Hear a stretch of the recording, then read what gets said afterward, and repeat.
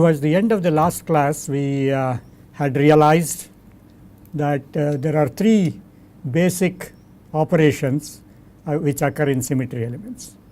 One is an operation about a point, the other is an operation about an axis in a certain direction that will introduce different kinds of axes that are possible. In general, there are n-fold axes which can exist, that is n equals 1 to infinity. The infinity axis can be considered as the one which generates a sphere, which is the ultimate most symmetric object. So, the number of rotations axes that are possible are quite large in number. On the other hand, the operation about a point is restricted, and also the operation about a perpendicular to a plane is also restricted. It depends upon where we put the plane. So, when we consider the crystalline state, this becomes extremely important in the sense that the crystals have this particular property, that is the property of periodicity. So, since we have this periodicity as a main issue in crystalline material, the periodicity introduces certain restrictions. The restrictions come basically on the rotation axis, because the point is unique, the reflection across a plane is also unique given the direction, whereas given the direction, the axis of symmetry can be very different from each other. It could be a two-fold axis where 180 rotation is there, a three-fold axis where 120 degree rotation is there, which we saw actually with examples taken from Escher's diagrams.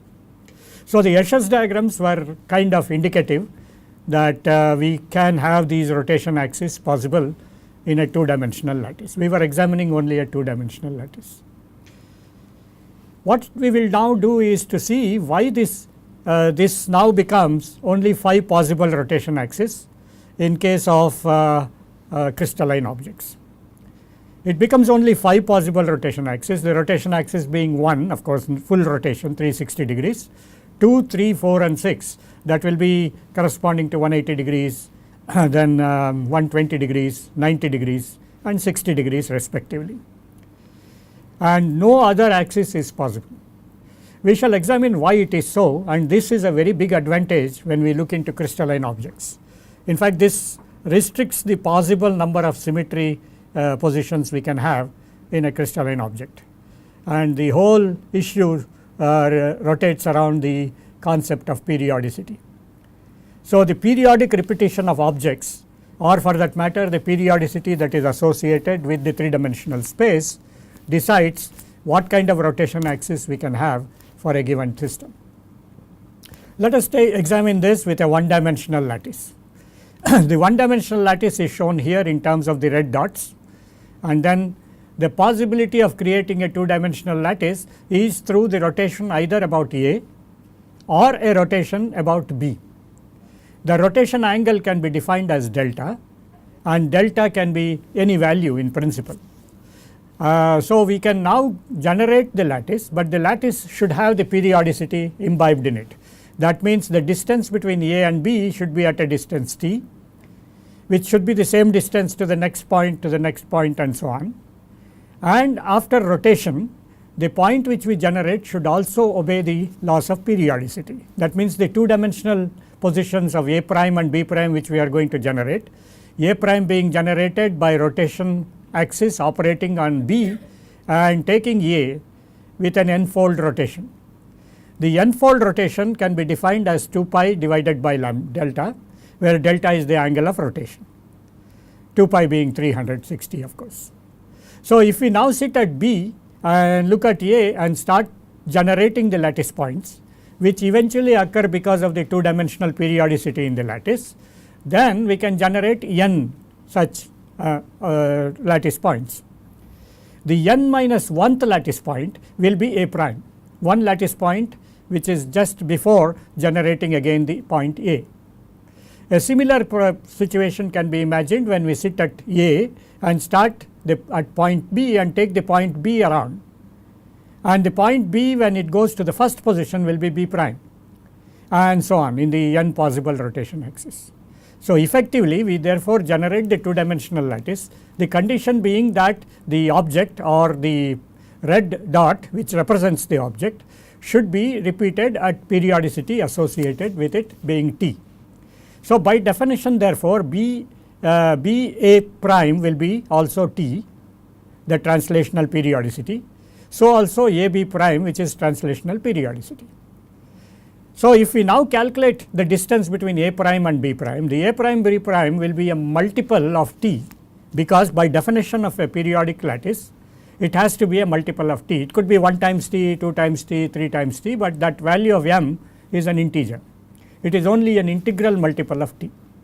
In that situation we define a 2-dimensional lattice. Therefore, the definition of a 2-dimensional lattice comes into the picture here, and the presence of the 2-dimensional lattice puts a restriction on how we can get the value of delta organized.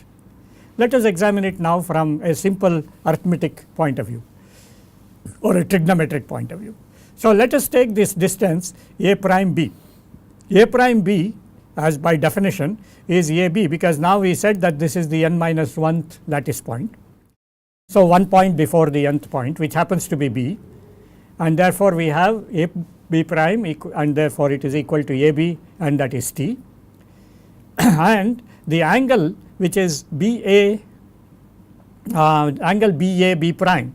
So, this should be this angle which is referred to, the angle A B A prime, which I should be referring to here. The angle A B A prime will be equal to 2 pi divided by n, because n is the fold of rotation. So, if n is equal to 1, it is 360 degrees, if n is equal to 2, it is 180 degrees, and so on.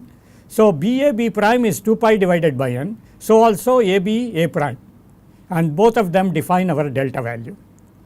Now, the question is that these two values remain t, and B prime A prime defines mt, but what we can do by geometry is we can write B prime A prime as equal to A B, which is the translational periodicity, minus A B prime cosine delta, A B prime cosine delta, and B A prime cosine delta.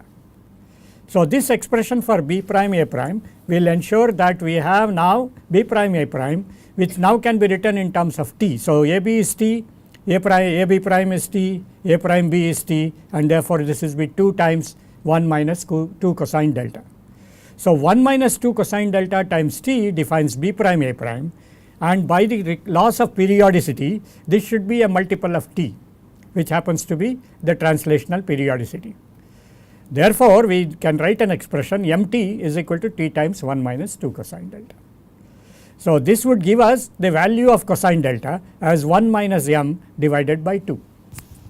We all know the property of a cosine function, and the cosine function will now be an oscillatory function, and the values corresponding to 1 minus m divided by 2 therefore, is a restricted value. The restrictions which come on m will be between minus 2 and plus 2. So, m cannot take any other value other than these minus 2, minus 1, 0, 1 and 2, representing different types of rotation axis. For example, in this table we have given the value of 1 minus m is equal to minus of 2, which corresponds to a cosine delta of minus 1, and cosine delta of minus 1 is the value pi, which is 180 degrees, and therefore, it represents a twofold axis. And then the value of B prime A prime in such a situation turns out to be m value becomes 3, so it is 3 times AB.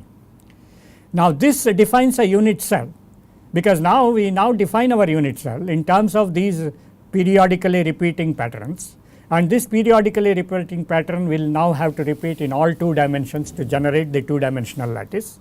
So, the basic unit cell therefore can be defined as a quantity which has a direction A and a direction B in 2 dimensions, and the angle between them is not necessarily 90 degrees, it could be any angle.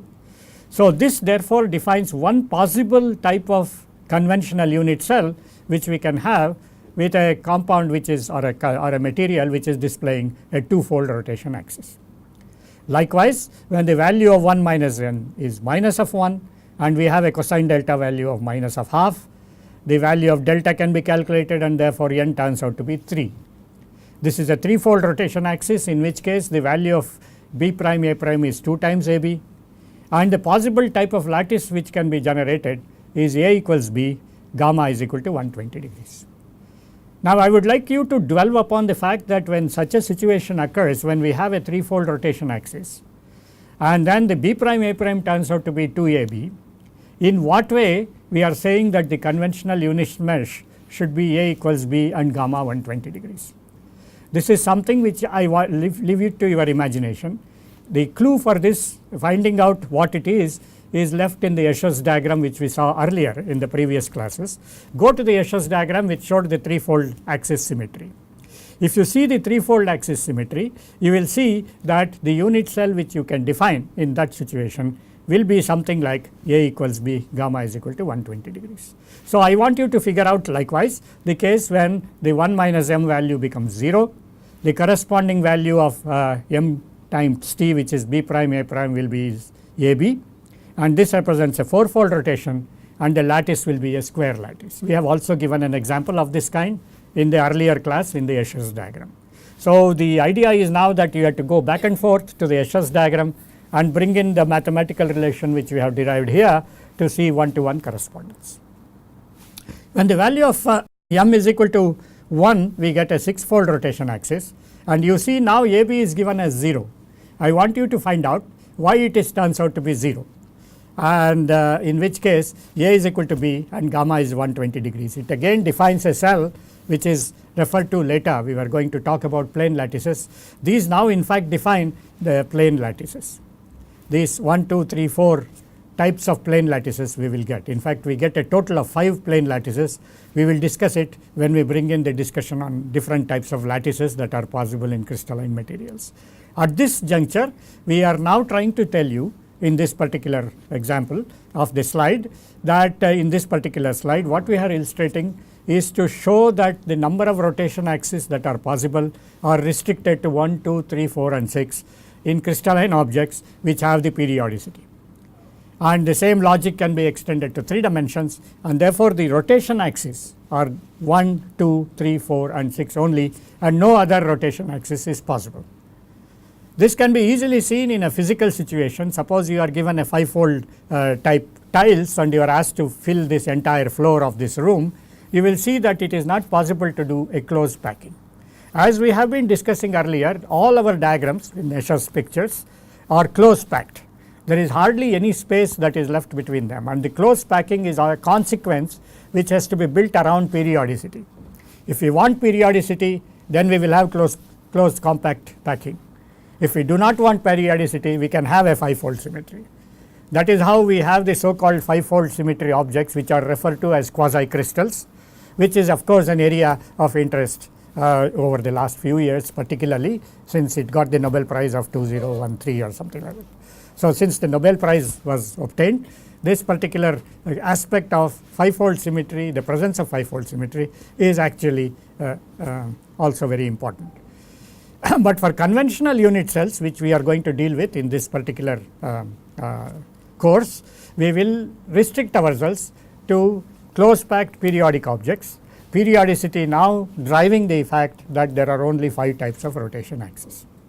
So, even though our symmetry axis which we identified in the previous classes to be with respect to a point, with respect to an axis about which they rotate, and with respect to the planes about which they can reflect, the possibilities of types of such the symmetry elements get restricted to a point which will give us the so called center of inversion, the rotation axis which is 1, 2, 3, 4 and 6 only, and then of course the reflection across a mirror. So, this is as far as the periodicity issue is concerned. We will be introducing later on 2 other symmetry elements which go with this, that is the screw axis and the glide planes. I have already shown a Escher's picture in which this has been illustrated with respect to the glide plane, but we have just seen the picture and we have tried to see how the mirror followed by translation exists in order to preserve the periodicity. But I will introduce this 2-1 screw axis, and then the screw axis can be associated with the 3-fold axis, screw axis can be associated with 4-fold axis and also 6-fold axis. We shall see those independently later on as we go with our discussions. So, at this particular moment what we say is that in a 2-dimensional lattice the number of symmetry elements are restricted, and they are restricted to a point about which inversion can take place, a point in which we have a twofold rotation, threefold rotation, fourfold rotation and sixfold rotation, and then of course the last issue, which is a mirror plane. What is very important is when we talk and consider the issue of inversion symmetry, the inversion symmetry is not a twofold symmetry. It is not restricted to the two dimensional objects. Two dimensional objects, whatever inversion we get will be the twofold axis rather than the inversion center, because the third dimension, the so called x bar minus x minus y minus z, brings in the issue of third dimension. So, what we are discussed here is only in two dimensions, and therefore, the presence of the inversion center in two dimensions does not exist. This must be borne in mind, and therefore, we will not see an inversion center in the diagrams which we have shown in the earlier Escher's diagrams. If we want to show the inversion center, which we showed with respect to a molecule in the earlier diagrams, we took the case of a iron diphenyl iron compound, in which case we saw that the center of symmetry indeed represents a three-dimensional object rather than a two-dimensional object. This is a take-home lesson from this slide, that the center of symmetry will come into picture, the inversion center will come into picture only in three-dimensional objects. If the object is purely two-dimensional, it will not have the inversion center, and this is an issue which becomes extremely important when people are dealing with liquid crystalline material.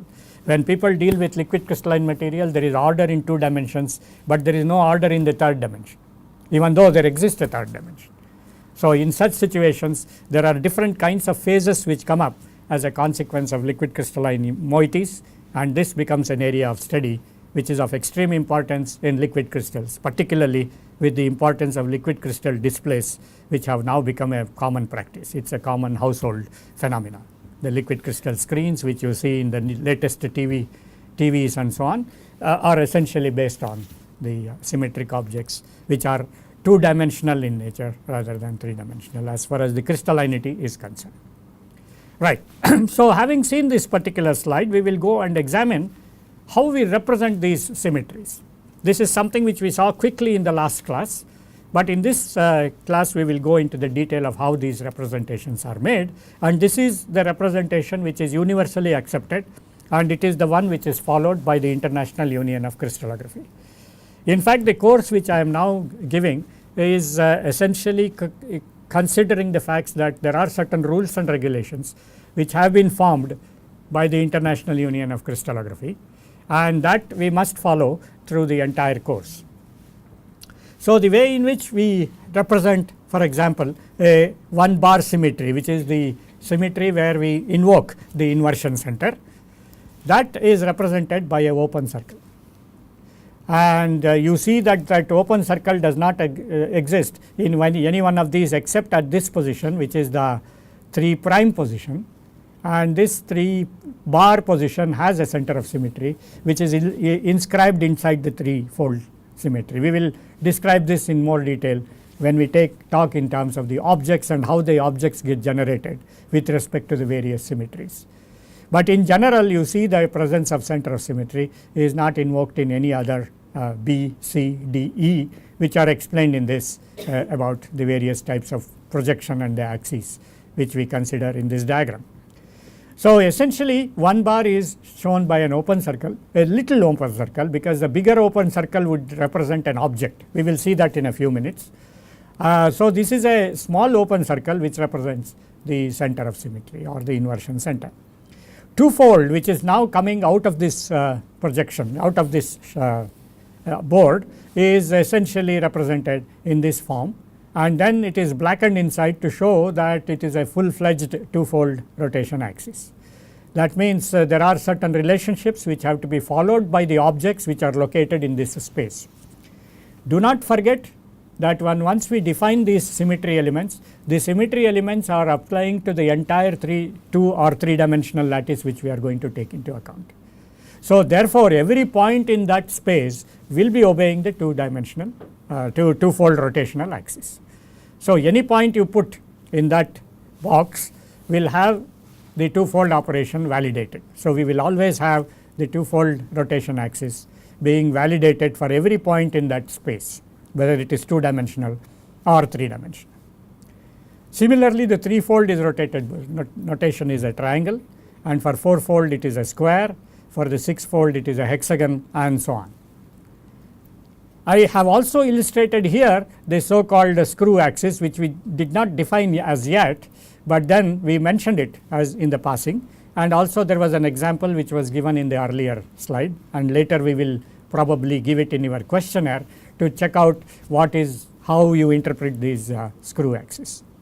Essentially, a twofold screw axis is one in which the object undergoes a twofold rotation followed by 1/2 the unit translation. So, if our unit cell is defined as A and B with respect to A and B, and if this twofold axis is with respect to A, let us say, then the twofold axis is now doing a rotation of 180 degrees from the position which is now representing the object. So, the object is here, it rotates by 180 degrees, it comes over there, and then it gets translated by half a unit. This translation of half the unit in fact is very important, because what it does now is to take that position which is now at half distance away from the plane of this board, of the illustrated board. It is half the distance away in terms of the unit cell dimension. So, suppose the unit cell dimension is, let us say, in that direction is some c, then it is half that of c. That means the translation component associated with this screw axis is 1/2, 1 divided by 2, and this now then goes through again the procedure. That means this now rotates again by 180 degrees. Translation is again half the unit, so that we get the translational periodicity restored. See, the question here is the understanding that is required in all these screw operations, which are shown here with all the symbols which we are going to employ in later classes, is essentially to tell you that the periodicity again plays a role in defining these screw axis. If there is no periodicity, there is no screw axis. If there is no periodicity, there are no what we call later as the glide planes, which are shown in this part of the illustration. So, effectively what it means is that the periodicity now is restored, but not within the one unit cell, but in the next unit cell, because there is no differentiation between one unit cell and the next unit cell because of the translational periodicity. So, whatever is there in the first unit cell repeats exactly the same in the second unit cell, the third unit cell, the fourth unit cell, and so on. And as a consequence, if the object is located in the plane here, then that particular object will repeat itself 1 unit away in a direction perpendicular to this board, and therefore, we will see that 2-1 screw axis is a valid symmetry element. Now, what do we mean by a valid symmetry element? This brings us to the issue of defining what are known as point groups. So, each one of them which are illustrated here defines what we would later realize and explain as point group symmetries, except that the translation components involved descriptions which we have here are not point group symmetries, because they are not keeping the point information intact. That means, if I take for example a twofold axis, the twofold axis will have an x, y, z, and then if the twofold axis is to the y axis, we will have a minus x, y, minus z. What you notice is, if you operate the twofold axis once again on x minus x, y minus z, you will get back x, y, z. And whenever we have these kind of operations, these operations of symmetry are referred to as point group symmetries. So, a twofold symmetry therefore represents an operation of on any point x, y, z in space, which can go over to minus x, y minus z, and that minus x, y minus z will now go to x, y, z. So, this is the relationship to represent a twofold symmetry axis. So, the twofold symmetry axis, which is representing this is represented by this symbol, will take any point x, y, z in space and take it to minus of x, y minus of z if it is a 3-dimensional space. And then we see that this particular 2-dimensional twofold symmetry operation can be repeated on minus x, y minus z to get back x, y, z. Now, such issues where we are going from x, y, z and operating the symmetry, coming back again operating the symmetry and coming back to x, y, z to the original position, This then defines what is called a point group, and we will see how many possible such positions can come in and how many such point group symmetries can come in. So, the property of the point group is that when we operate this symmetry more than once, depending upon how many such operations are allowed by the symmetry which is present here. For example, in the case of a twofold axis, x y z goes to minus x y minus z, and this again when operated will come back to x y z. So, there are two positions which will be generated by a twofold symmetry operation, and these two positions are also referred to as equivalent points.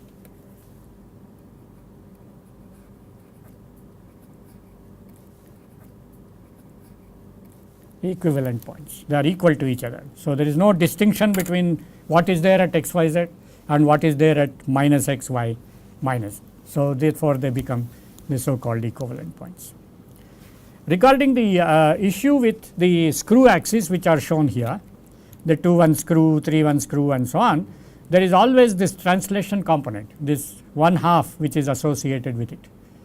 So, once we bring in the translation component, it is no longer in the within the point group operation. The point group operation will involve another translation of 1/2. So, since the translation of half is involved in case of a 2-1 screw axis, it will not be called a point group. So, what we have to do is the corresponding point group for 2-1 will be a twofold, and therefore, we will have no additional point group coming due to these translational symmetries. The other issue which is shown down here is the issue associated with more than one symmetry operation. We will discuss this in more detail in the coming slide, but more than one symmetry operation would mean that we have, let us say, a twofold symmetry, a twofold operation, and on the twofold operation we will also have an inversion center. That means, we now combine the threefold rotation with inversion center. This, please note that this is not going to involve any translational component, and therefore, this by itself can be a point group. Let me repeat, since the operation of a threefold and a fourfold, for example, let us take the fourfold, or let us take simply the twofold rotation axis. The twofold rotation axis now, if it is operated along with the presence of an inversion center, what happens is this x y z will go to minus x y minus z, that is by the twofold operation. Suppose we also have an inversion center associated with it, then what happens is that the operation will now generate an inversion operation as well. So, effectively what one would leave finally is an operation which can become what is known as a mirror operation. So, in the case of a mirror operation, x y z will go to x minus y and z, and the x minus y z will come back to x y z, and that would be a mirror operation. So, that is why there is no 2 bar shown here in this part of the slide. We are showing the 3 bar, 4 bar and the 6 bar. The combination of a fourfold symmetry along with a center inversion center therefore becomes an independent point group, because there is no translational component that is associated with it. Whenever there is a translation component associated with it, it is not a point group. So, therefore, all the translational point associated information, like in the screw axis as well as in the so called glide planes, which we will discuss more and more as we go along, these glide planes also will not be independent point groups. So, the point group therefore is defined in such a way that the symmetry operations are confined without the presence of translational components, even though the requirement of a point group is that we should have it in a translationally periodic system. The point group validity is there only if there is a translational periodicity in the system, but the translational periodicity that is present in the system is reflected not in terms of the generation of the so called equivalent points. So, when the equivalent points are generated, those equivalent points should be within the first unit cell. Whenever they are within the first unit cell, they are just operating on that particular point about which we have the axis, and therefore, there is no doubt in the mind that to call that as point group symmetry. But remember, point group symmetries which we are going to restrict in terms of 2, 4 3, 6 rotation axes and so on, the point groups will be restricted to a total number of 32 as a consequence. So, before the next few classes we will know how these 32 point groups come in, and I think we will now end this particular class and then go to the next one.